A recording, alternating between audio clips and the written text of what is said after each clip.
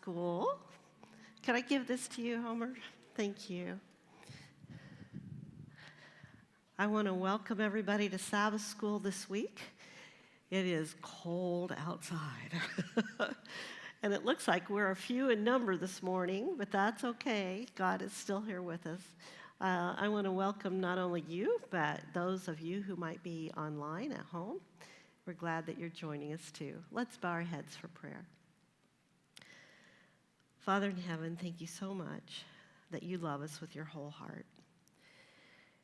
Sometimes it just amazes me so much that you are so patient with us and that you love us so much and that you care for us and that you do everything for us every minute of every day. Thank you, Lord, even when we're stubborn, that you never give up on us. I pray these things in your name. Amen. All right. Our lesson this week is about where is your confidence? I read a story a couple weeks ago, and I wanted to share it with you this morning. It's about a young man that decided he would go to a store and get a sandwich. And when he got there, he saw this older, homeless gentleman trying desperately to get a few more drops of gas out of his gas can and into his old beat-up car. And the weather was horrible, and he felt so bad for the man. He reached in his pocket, grabbed a $20 bill, and walked over to him and said, "Here, sir." And the man's look on his face changed from desperation to agitation and resistance. And he said, "I don't take charity." And he said, "Oh, my mistake, sir," and put it back in his pocket. So I went inside and watched from the window so that he could see what this man was doing. And he was just desperately cold and really in trouble. And he felt so bad for him. But he had already tried, and he felt like there was nothing he could do. A few days later, he went back to the same store, and here was the same gentleman. Yet that weather that day was even worse. It was just brutal. And the old car that the guy had was beat up and rusted. The windows were out. He had cardboard on the windows, and it was just horrible. And he thought, what can I do? I need to do something for this fella. And then he had an idea. He had his dog with him in his car, and he said, I have a plan. So he went over to the homeless guy, who he later found out was named Silas, and he said, "I really need your help." He said, "I need to make a delivery to this store, and my dog has a lot of anxiety, and if I leave him in the car, he's going to rip up the upholstery in my car seats, and it's going to be a lot cheaper for me to pay you to sit with him and watch him for a few minutes while I take care of business. Can I give you $15 to do that?" And the fella, he could see all these different expressions go across his face, and then he said, "Well, I guess I could help you out." So he went in the store after he gave him the $15 and got the guy in his warm car with his dog, and he watched from the window. And he saw his dog go over and snuggle up next to the homeless gentleman. So he stayed in there for quite a while so he could make sure that the guy had enough time to at least get warm. And he watched him, and after he thought maybe it was long enough, he came back outside and thanked the gentleman, and off he went. And this became a routine for the young man. Every week he went on Tuesdays and Thursdays to ask this guy to help him with his deliveries. And he would give him the money and let the guy sit in his car and watch his dog snuggle up to him. And every week he would stand at the window of the store and watch this take place. And it just really, it got my heart when I was reading this story. And he did this for about 2 months. And one day when he showed up there was no Silas. And he got concerned. And so he asked around, and he found out that an ambulance had come and taken Silas to the Veterans Hospital, which wasn't very far away. And he thought, well, at least he's being taken care of. But a few days later, he got a folded up note from Silas. Somehow he had gotten it to him. And it said, "To the delivery kid, you're a terrible liar." He said, "You never fooled me. I was a K-9 unit guy in the military for 20 years. But," he said, "you did something for me. You helped me to be warm, but still feel like a soldier again. You helped me feel like I was worthwhile." Now, I can't condone the lie. I think he could have maybe come up with something else that he didn't have to lie for. But what I loved about the story, and what I want to talk about this morning, is that somebody wanted to help Silas, but how did Silas react? He wasn't having it, was he? He wanted to do it on his own. He wanted to earn it himself. Does that sound a little bit familiar? Have you noticed that as human beings, we aren't always open to having somebody help us, even when it comes to Jesus? What are things that we do to earn our salvation? God has provided it all, but do we do things that we, kind of feel like maybe we're adding to that somehow? And if so, what? Homer, you can watch for hands. I see Don nodding his head. You're in trouble now. You got to talk. I was thinking about something else. Oh, okay. I'm really sorry. If you'll repeat the question. I would repeat the question, yes. Thank you. There are things that we do like Silas. We don't want help. And when God has already provided everything for us, sometimes we still feel like we can put our 2 cents in and help to earn our salvation. What are those kinds of things that we do? Well, this story is something that I think Barbara and I have observed a couple times, maybe even earlier in ministry, and that is that we think of those who have a lot of having pride, but it's often that those who have little or nothing have a great deal of pride. And we as sinners have nothing. And the pride must be laid aside and just simply come to the foot of the cross. And so laying aside the pride and sometimes helping people to do that. And it was interesting. In seminary, we were talking once about taking care of people, and I thought back to this kind of a scenario, and I made a comment in the class that there are people that we wouldn't put the best dishes we have on the table for their meal if they came to our home, because they might feel uncomfortable. And somebody in the class said, "Well, I would be offended if you didn't." And so there's a sensitivity of respect that needs to come in our dealings with people, and God always respects us. He does. Sometimes, yes, Ray. So to your question, what do?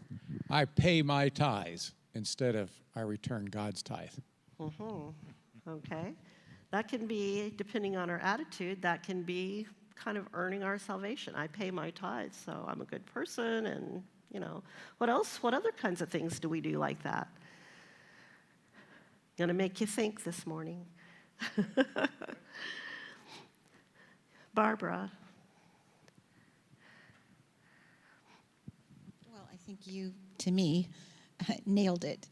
Anything that we do for the wrong reasons is that, I mean, if we give from a generous heart and don't think about it, it makes a difference that what Ray was saying, that okay, I've got to do this, and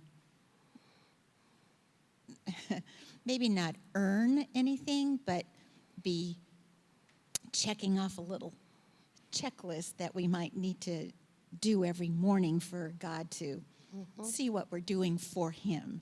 And it's never about that, but it's the heart issue. Yeah, very much so. Anybody else before we go on? Okay.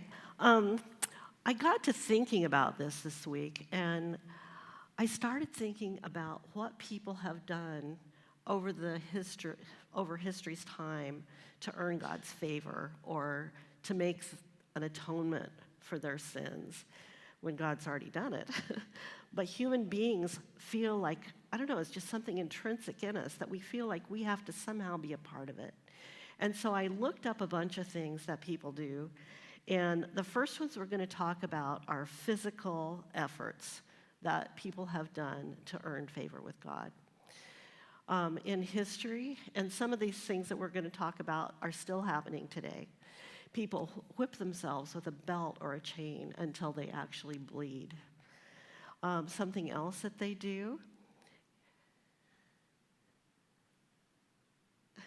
there we go, thank you, is they would wear a spiked belt around their thighs to atone for their sins. They felt like God probably was angry with them somehow, and this would help them to look better in his eyes or help them earn salvation. Sometimes people would also make these things, they would put them around their legs. I can see it here, but you guys can see it up there. They would have spiked, like a chain mail kind of stuff, and put it around their legs and wear it so that it would be painful, so that it would remind them of what a sinner they were and how they needed to atone for their sins. Something else would be to live in really extreme conditions. There was a time in history when it was so common that there was a name for it. They called them desert monks. And they would live out in the middle of nowhere and deprive themselves of food, of family relationships. They would be in horrible weather, and that would be one way that they felt like they could be a part of things to atone for their sins. Well, I've got a question here on. So, when I was raised as a boy, we were very careful about how we kept the Sabbath. Mm-hmm. We prepared before. We did all that in keeping of the Sabbath and all. Where does that come in? Okay. B wants to answer your question. No, I don't. No, she doesn't. My question is, where does John the Baptist come in? I mean, that sounds like what he was asked to do. Was so. Good question. So, how does that play into it? Anybody want to answer that? Okay, here's my take on it. He wants to answer. Okay. Well, there's two responses. I got to figure out which one to answer. So, when people get married, they typically go to a lot of trouble to prepare because it is really a special thing. At least it certainly ought to be. And in preparation for Sabbath, there ought to be the same kind of correlation. Agreed. That there's a specialness that we look forward to, and I still love the application. I think a couple times through the years we've even referred to this. I know when the Davidsons, there are a couple at the seminary, when they were in Israel, they would talk about how the Israelis that they interacted with, they couldn't wait until the chauffeur would blow an hour before Sabbath, and they would come in from the fields, and they would eat, and they would sing, and they would be together until the candles went out on Friday night. And all day Sabbath, they would rejoice in the wonder of worshiping on Shabbat. In the evening, they would continue after the sun would go down until the candles would go out. And then they would start to prepare for the next Sabbath, all through the week. Now, there's a specialness there that I think often we don't. We as Seventh-day Adventists who love the Sabbath need to think about that specialness. And so it goes back, I think, Rick, to why we do things. Oh, absolutely. Absolutely.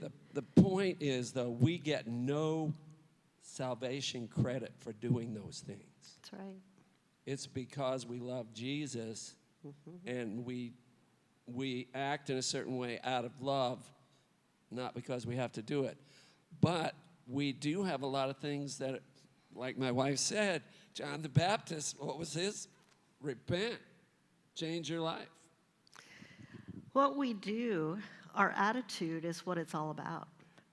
Two people can do the same exact thing, and one can be right and one can be wrong, depending on why you're doing something. Gary in the back. I watched this morning a Maranatha segment and how these children that we send into these various places learn about Jesus Christ. Because actually what they see here and how they're raised is one way. But once they get to a different location, whether it be the Dominican Republic, Peru, or Paraguay, or something like this, they see how those children live and what they have. And then they all of a sudden realize that they're so much better off living here. What they have here is far greater than what other children have in other areas. And how these children work through Maranatha and gain the love of Jesus Christ and are able to pass that on is a miracle. Thank you. Daryl, over here.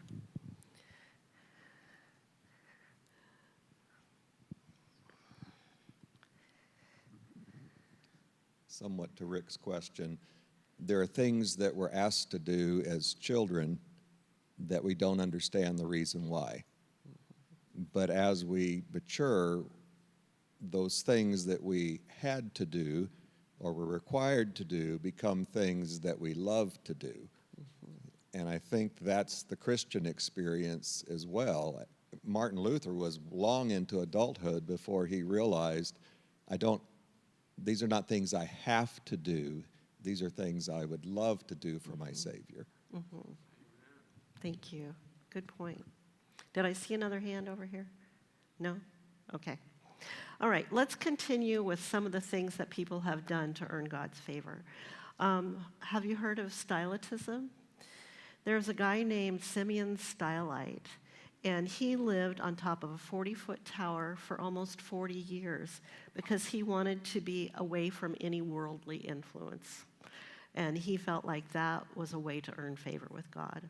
And there were other people that copied him. This one, he was actually in Syria, but this picture is taken from Jordan.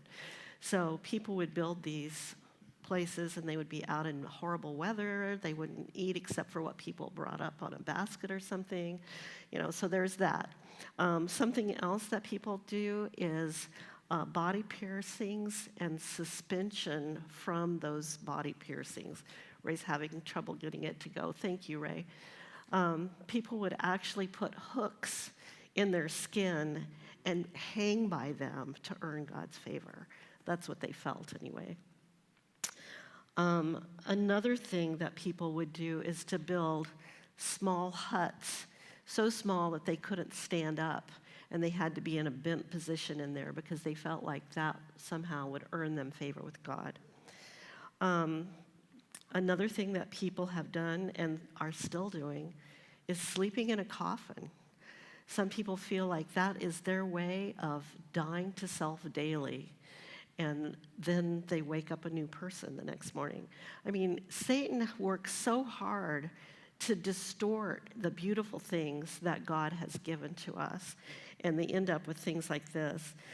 Something else that people have done is to abstain from bathing for long periods of time. Not only would that be difficult for them, but maybe the people around them too. Not a very healthy thing to do either. Then some things that people do connected with self-denial and lifestyle restrictions. People would sometimes fast so much that it was extreme. You can see this fellow here. And they felt like that was doing something for God. But do you think Satan warped how people were thinking, that they did these kinds of things? Another thing that people have done, and some are still doing, is celibacy. God gave us marriage as a beautiful union, something to put joy into our lives. And Satan says, be celibate. And it causes all kinds of troubles. But he says, be celibate. to honor God. Well, that's not really honoring God. God is saying, I want you to have wonderful relationships. I want good things for you. But Satan tries to take those things and warp them. So other people will take a vow of poverty and live in horrible conditions, thinking that this is something that pleases God. There are other things that people do that are more ritual or community practices. Some people would take long pilgrimages, maybe making it extra hard by going barefoot or going on their knees. And about a year ago, we went to Portugal, and we went to Fatima as part of the trip.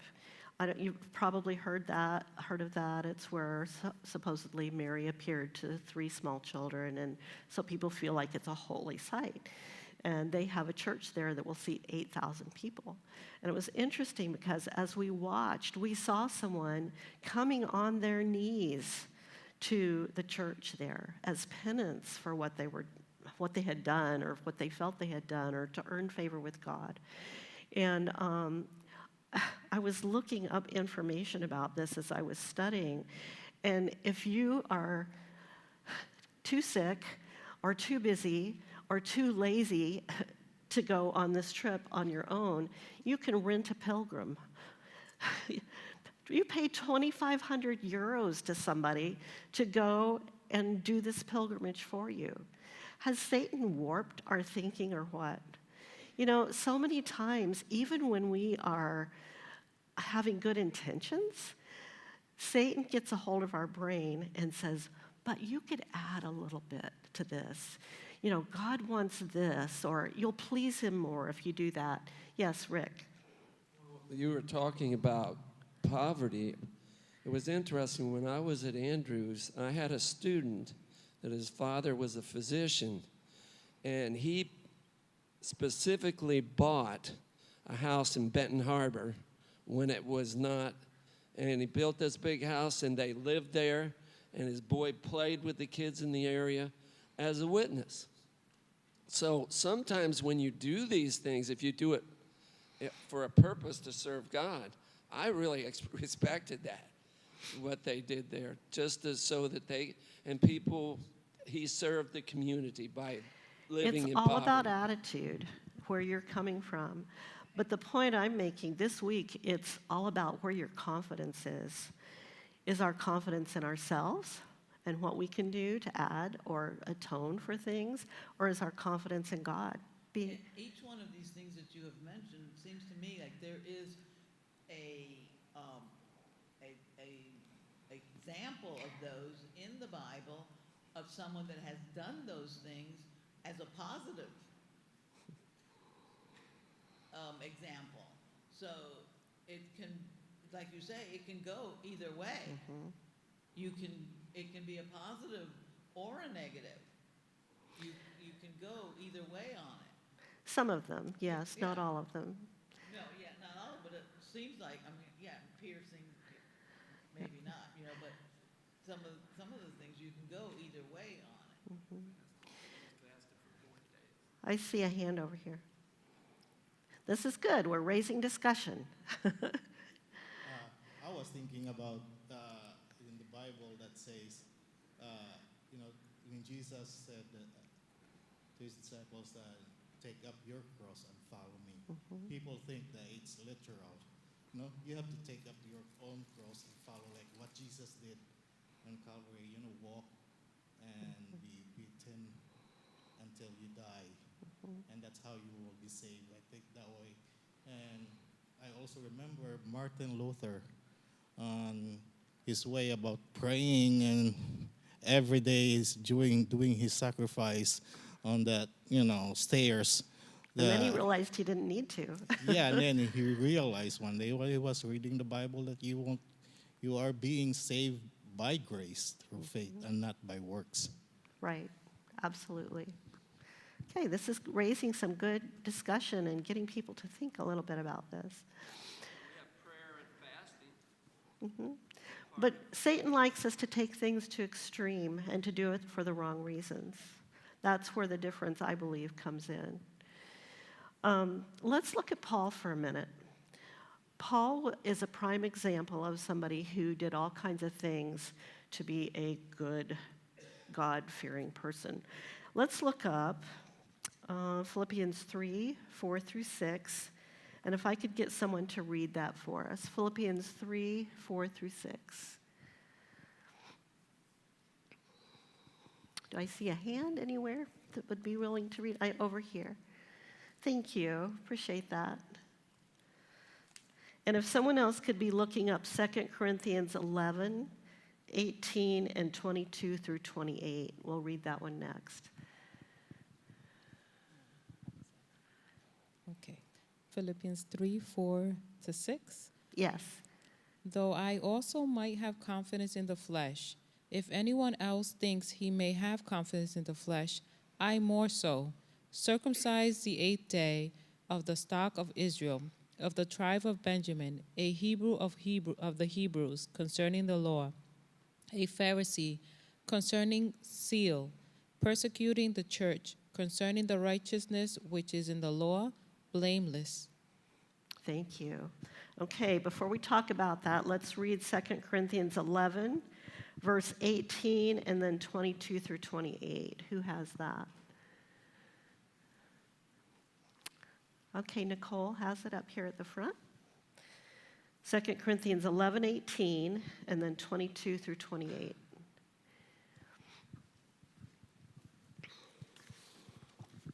(11, 18), right? 11, 18, and then 22 to 28. Seeing that many boast according to the flesh, I also will boast. Are they Hebrews? So am I. Are they Israelites? So am I. Are they the seed of Abraham? So am I. Are they the ministers of Christ? I speak as a fool. I am more. In labors more abundant, in stripes above measure, in prisons more frequently, in deaths often. From the Jews 5 times I received 40 stripes minus 1. 3 times I was beaten with rods. Once I was stoned. 3 times I was shipwrecked at night. A night and a day I have been in the deep. In journeys often, in perils of waters, in perils of robbers, in perils of my own countrymen, in perils of the Gentiles, in perils in the city, in perils in the wilderness, in perils in the sea, in perils amongst false brethren, in weariness and toil, in sleeplessness often, in hunger and thirst, in fastings often, in cold and nakedness. Besides the other things, what comes upon me daily, my deep concern for all the churches. Okay, thank you. All right, let's go back to the first one that we read and look at some points there. What is Paul saying in Philippians 3, 4 through 6? If you could go to the next slide, Ray. Thank you. Okay, first he says, I was circumcised. Then what does he say? Pure-blooded Israelite, tribe of Benjamin, a Pharisee, strict obedience to the law, and so zealous he persecuted those who didn't believe as he believed. All right, that's quite a list. Now let's go to the 2 Corinthians one and see what it says there. He worked harder than anyone else. He received more stripes than anyone else. He was in prison more than anyone else. He was beaten 3 times, stoned, shipwrecked 3 times. He spent a night in the ocean. He was in peril in many places. He was weary, in pain, hungry, thirsty, cold, and naked. And I'll get to you in 1 second.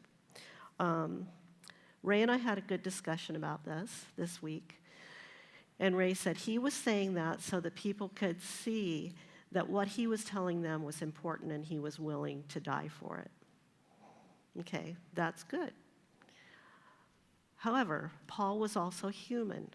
He could have said, I've been through a lot for Jesus. But what did he do?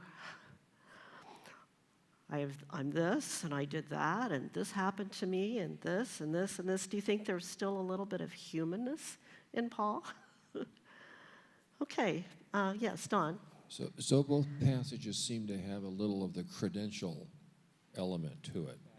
Mm-hmm. You know, I'm a Jew of Jews, XYZ, and goes on and on. And in the Philippians passage, I love what, I was visiting with a pastor some years ago, and he had kind of moved in on this passage in Philippians pretty strongly, and he said, Paul describes himself as somebody who was driven. And as he accepted Christ, he began to be drawn. I love that. And Can there's you a- say that again? Make sure everybody heard that. So Paul describes himself as a driven person before he knew Jesus, and he was. I mean, clearly. And as he knew Jesus, then he was drawn to Jesus, and he lays aside all those old credentials. But there's also this element here in Corinthians where it seems that Paul is somewhat under attack. And he comes back around and he said, by the way, if you want to know what my credentials are, I am sacrificing for the cause at peril of my life. And there's that fine balance of why you're laying down the credentials. Because, you know, when we get into conflict management, as soon as someone gets self-defensive, that's a signal that there may not be pure motives. But there's also a time where you say, well, by the way, I just want you to know this isn't for me, this is for God. Yes, thank you. I think yes, Daryl. I sense that what ties these together are Paul suffered these things as a result of what he was doing for Christ versus the first things we started out with, people were choosing to do Yes. rather yes. than what was a result of what they did. And I think that's an important point because as Christians, we need to look inside of ourselves because we can be really blind to ourselves. We can think we have all of these credentials. As a Christian, we pay tithe, we go to church on Sabbath, maybe we're vegan or this or that or the other. But we can be so blind, just like Paul was before he met Jesus. He was a God-fearing person, but he was killing people because they didn't believe the same way he did. Do we do that with people sometimes? Yes. Here's a hand right up here, Andre.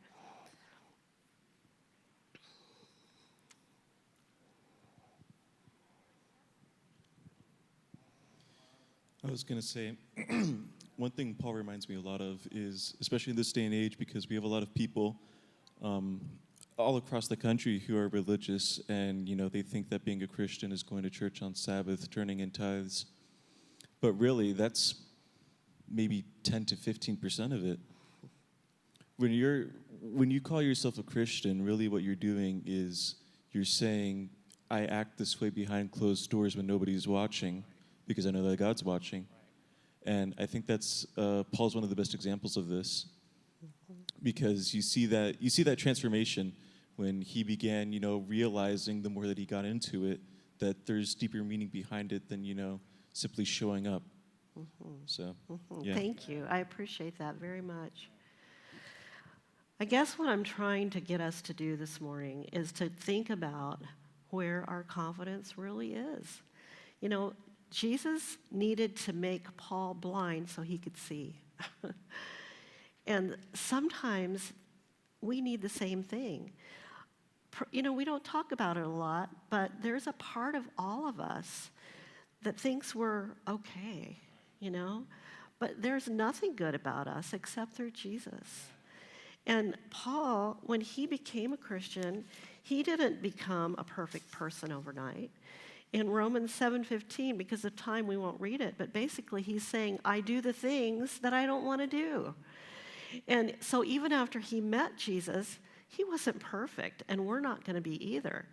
But Satan likes to take those feelings that we have to do certain things and discourage us because we can't do it. Like Paul, I want to do those things, but I can't. And so he tries to get us discouraged, so we give up. Or he tries to have us continue to do things in our own power. Or he wants us to focus on things that we have done or not done in the past that might keep us from Jesus and then use that against us. Someone talked to me a while back about something that they had done in their past. And they had kept Jesus at arm's length for many, many years because of it, because they couldn't forgive themselves. And in a moment like that, you wonder what you can say to somebody. And God nudged me with a thought that I just love. All of us have done something way worse than this person did. We all killed God's son, and yet he's willing to forgive us. Wow. That's where our confidence lies. Our confidence lies in Jesus. And he wants good for us. And the way that we learn to trust him in our lives with our salvation is through everyday circumstances where we learn to trust Jesus. And there are a lot of people in the Bible that had to learn that same trust and faith in Jesus. They didn't learn it overnight, so don't get discouraged with yourself if you mess up. We all mess up.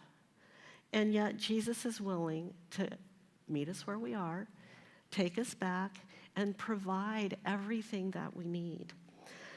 You know, one of my favorite people in the Bible that learned trust is Mary. God had evidently worked with her all through her life, because even though she was young, when the angel came and said to her, "You're going to be the mother of God's son," what a shock. You know, that's not something that happens to you every day. What did she say? Yes. She didn't say, "What will people think?" or "How's this going to turn out?" She did ask how it was going to happen since she wasn't married, but that's a typical question. It wasn't something against God.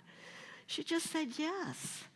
And amazing things happened because she said yes to God and trusted that he had her best interest at heart and the world's best interest at heart. And when we say yes to God, all kinds of things happen too. Not on that scale, but lots of things happen when we say yes to God and have faith in him that everything he's asking of us is for our good. It might be invisible to some people, but there are always people watching and realizing that God is doing neat things because of the trust that you have in him. We are almost out of time, so I'm trying to decide what else to leave out here. Let's just go to the 4 things. Okay, thank you. You're ahead of me. God just wants us to remember we can't save ourselves. Acts 4:12. Jesus died in our place.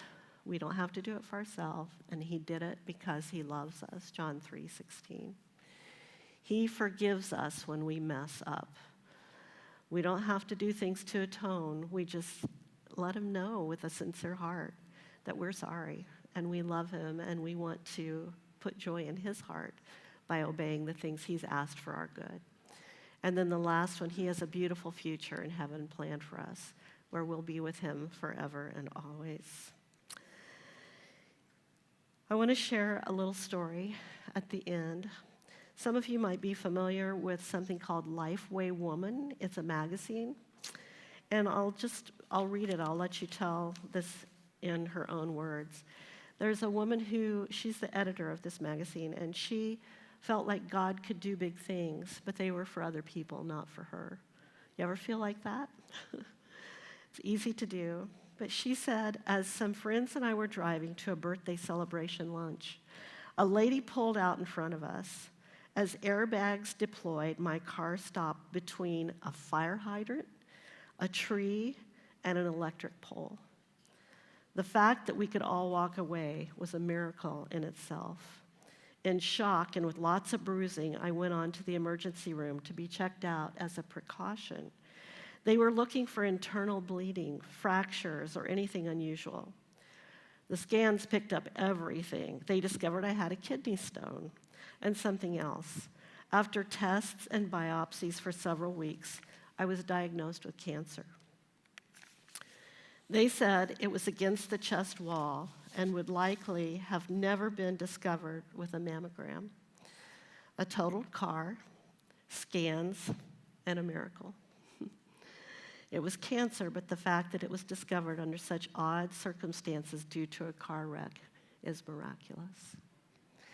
And I believe that God uses everyday circumstances, and I believe that the hard things come from Satan, but God redeems them. Through those everyday circumstances, he helps us learn to trust him. We can trust him with our lives every day. We can trust him with our salvation, knowing that he's working everything for our good. we can put our confidence in him and for what he's done for us. Let's bow our heads. Father in heaven, help us to relax in your arms, to know that you want joy in our lives and that you're there helping us every day. Help us to press closer to you and to lean on you, and then to thank you for the wonderful things that you do. Lord, I read that you feel joy when we come to you, and thank you for those things. Help us to put joy in your heart every day. I pray this in your name. Amen. Have a good rest of the Sabbath.